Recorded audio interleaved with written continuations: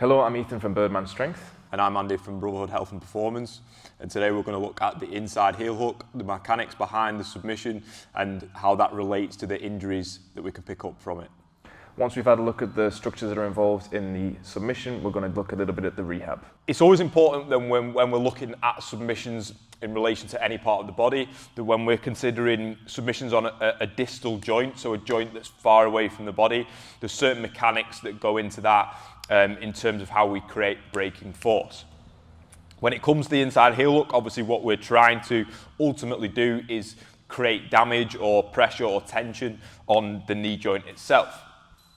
When we are looking at creating that damage, we want to make sure that we've got anchors on either side of the joint to create that leverage strong enough to facilitate a break. The way we do that, first and foremost, is we are going to look at locking down the hip, and then we're going to look at locking down the ankle as well. What this allows us to do is create points of tension on either side, so that when we apply force through the knee, it creates sufficient tension in order to do damage internally from that. There's a couple of key parts within this submission itself in terms of where injury can occur due to the nature of it, but it's also one of the reasons why these submissions are so effective in terms of doing damage. So obviously when we're in the position, obviously today we're not going to walk you through the entirety of an inside heel hook technique, but what we're going to look at doing is analysing where the issues can occur. So obviously we've got Ethan's hip locked in place here using my leg with the sort of internal triangle position. And what we're going to look to do is we're going to look to hook the heel. Just shift your hip a little bit for me, Ethan. This way, mate. Just come up a bit more. That's it. Perfect. Okay, so from this position here, what I'm looking to do is, again, create tension on either side of the joint so that we can create the braking force through the midline. So I've got my legs locked in place, and I'm looking to hook the heel. And to further this point, I'm going to drop my weight onto the heel from this position here. Now, when it comes to the braking mechanics of the submission, from there, what I would look to do is bridge up and drive my hip through into Ethan's knee. Essentially, what I'm trying to do here is create a degree of what we'd call a valgus position. So a valgus position is where Ethan's knee line is going to travel internally away from the hip and the ankle line.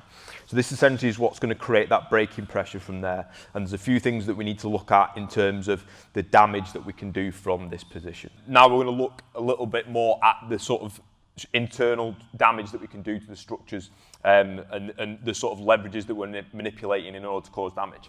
So obviously when we're in this position, now depending on the individual's full position, whether we're a bit more rotated or whether we are planted in this sort of motion, is going to sort of dictate where the damage is going to be done and which joint it favours, whether it be a bit more knee-based or whether it be a bit more ankle-based.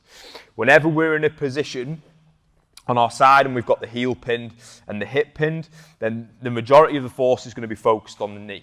Now the most occurring injuries that you'll probably find within this position are going to be relative to the MCL, which is this big fibrous tendon, ligament, on the side of the knee.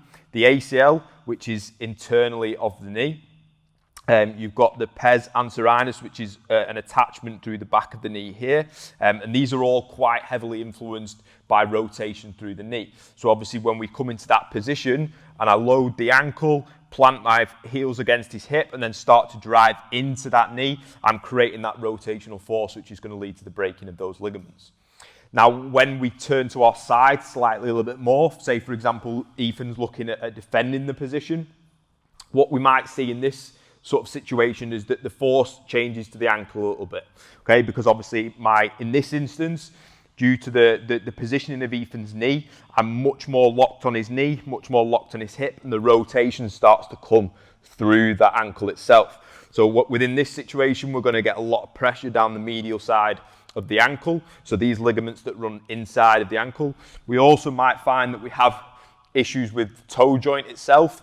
When you're sort of torquing that foot and lifting the heel, then we might start to see some pressure and injuries occurring from that position itself. Okay, so with the inside heel hook, like Hardy said, the primary force is this valgus force, and you can already see as I do that, this massive ligament, the MCL, is getting put on a stretch. We've also got this element of rotation.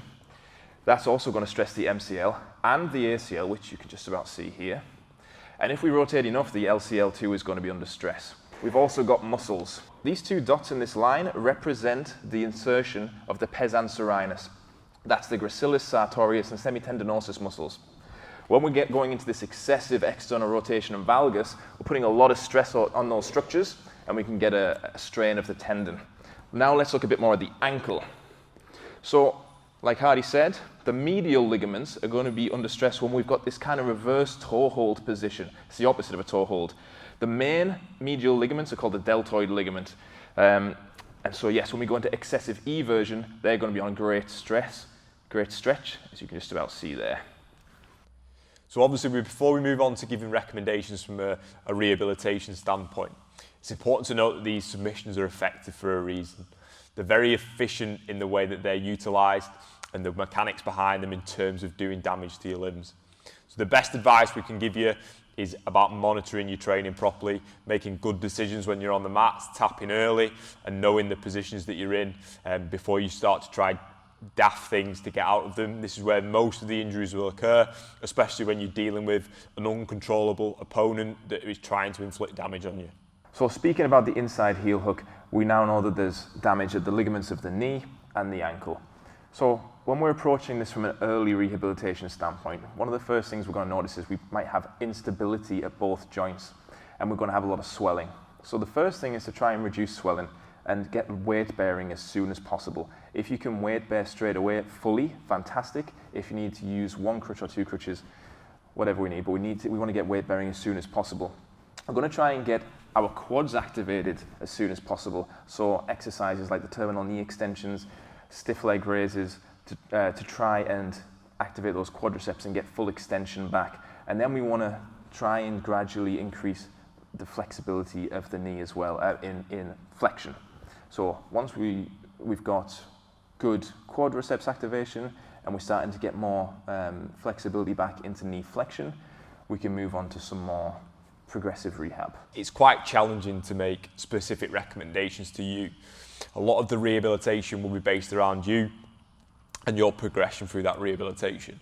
But obviously once we move past that, we come into the sort of utilisation of strength movements in order to keep our joints healthy and improve the robustness of those structures. A lot of the time this comes from general movement patterns that we would see in everyday gym routines or programs, in terms of making sure that we're keeping our quads healthy from the VMO, which is the smaller muscle associated with the knee, all the way to the upper quads, making sure that we're working our hamstrings, our hip flexor muscles, and all the muscles that are surrounding the calf and the ankle themselves. This is obviously going to give us the best opportunity to keep those joints safe in the long run, provide us with the robustness and the ability to resist external forces when things are applied upon them and when we're in certain positions that may not be the most efficient from a biomechanical standpoint.